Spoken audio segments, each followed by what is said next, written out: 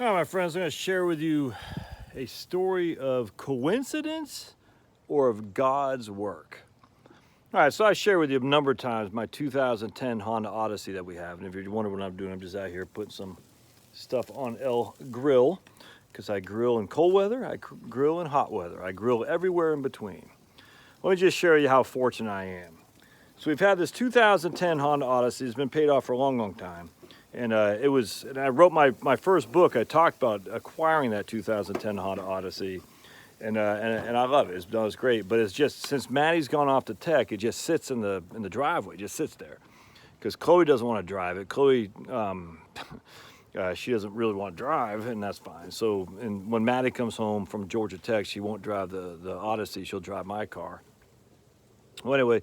So what happens is it just sits there, and Charlotte and I were talking about it just the other day, saying, hey, what are we going to do with this thing? Let's go ahead and trade it in, or let's go ahead and sell it. There's no reason to hold it if we're not going to drive it, and it just sits there.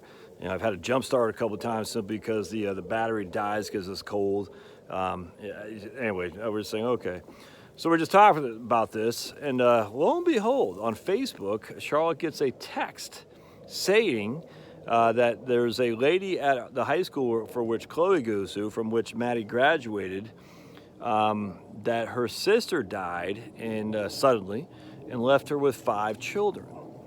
And we're like, huh, interesting. And this lady is not a wealthy person, I could tell. She might be, I don't know, but she works in a job at the school that's, like an admin job, you know what I'm saying, front desk lady. So she's not making bank.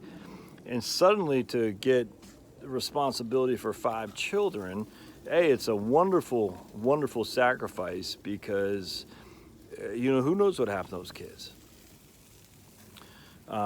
It's just an incredible sacrifice. The commitment to her sister's family, and I don't know how her sister died, but I'm in awe that she would do that for her and those kids. I can't.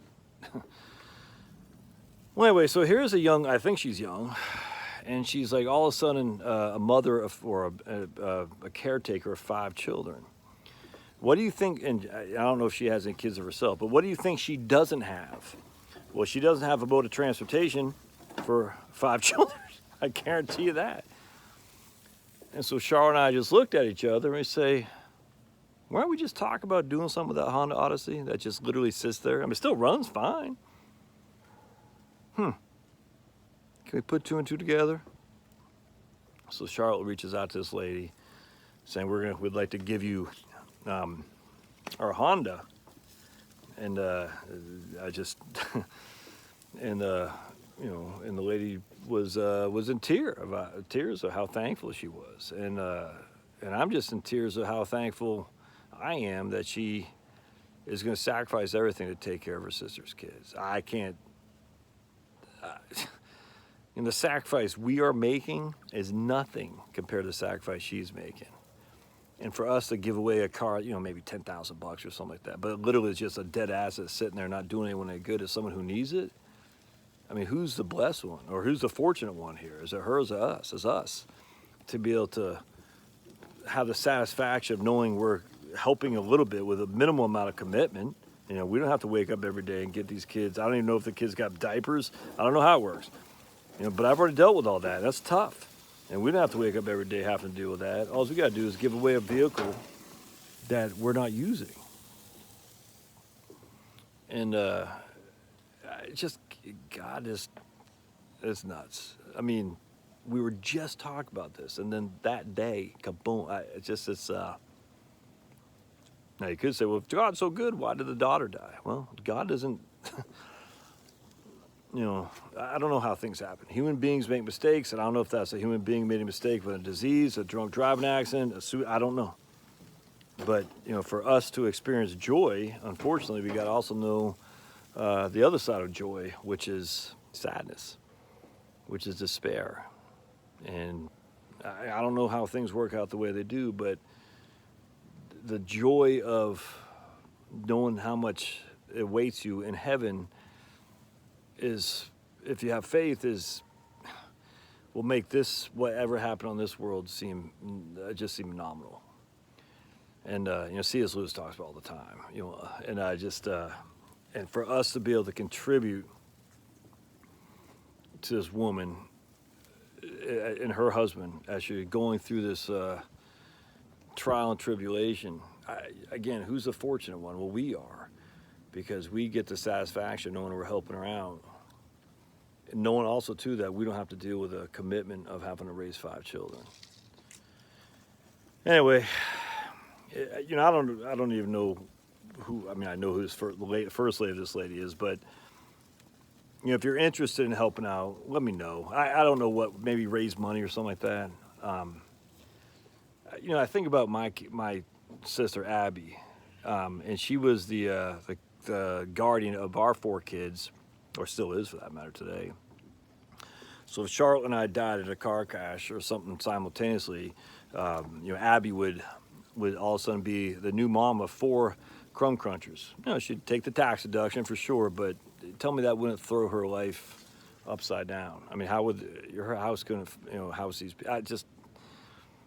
If you're interested, I don't know what we'll do here. I don't know if there's any kind of, you know, whatever GoFundMe page, or I don't know. But if you're interested, let me know, and I'll look into this more. The bounty, oh man, I don't know how you can't get teary-eyed just thinking how good this woman is to take on these 5 kids. You know, what I'm doing is nothing compared to what this lady's doing.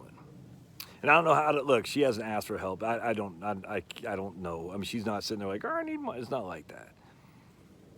But if you're interested, let's find something. Let's find a way we can help this lady. Because this is the problem with society, is that there's too many kids growing up in broken homes. And if we can have a little impact on keeping these 5 children in a place where they can not be orphaned, not be foster care, and being by someone who loves them, oh man, what more could you ask for as a human being?